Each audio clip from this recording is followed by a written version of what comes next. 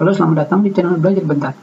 Sekarang kita masih belajar mengenai Customize Ribbon. Hanya saja yang sekarang kita pelajari adalah Customization Reset dan Import Export. Tentunya jika kalian sudah membuat Customize sendiri atau membuat ribbon sendiri dan kalian ingin menyimpannya supaya tidak hilang, kalian bisa memilih Export.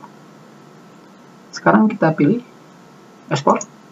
Dan di sini kita pilih tempat penyimpanannya. Dan setelah itu kalian pilih Save. Dan klik OK. Dan sekarang Customize Ribbon kalian sudah diekspor. Ini filenya. Dan sekarang kita pilih Customization Reset.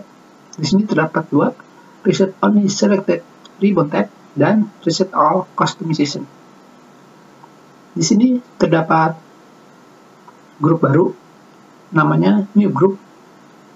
Dan jika kita memilih Reset Only Selected Ribbon Tab, yang tentunya kita sudah memilihnya pada bagian tab Home, dan kita pilih.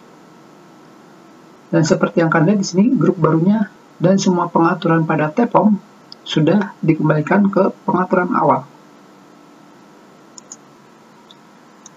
Jadi jika kalian memilih Reset All Customization, tidak hanya tab kalian, tapi quick access kalian juga akan ikut di reset. Sekarang kita klik Yes, dan sekarang kita klik OK.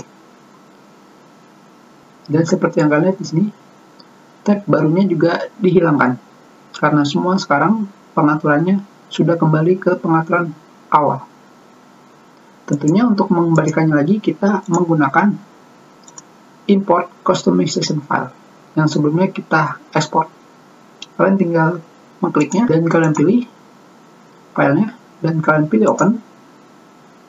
Di sini akan muncul kotak pesan dengan tulisan mengganti semua ribbon yang sudah ada dan quick access toolbar customization untuk program ini. Dan kita klik yes dan kita klik OK. Dan sekarang semuanya sudah kembali ke settingan yang sudah kita simpan.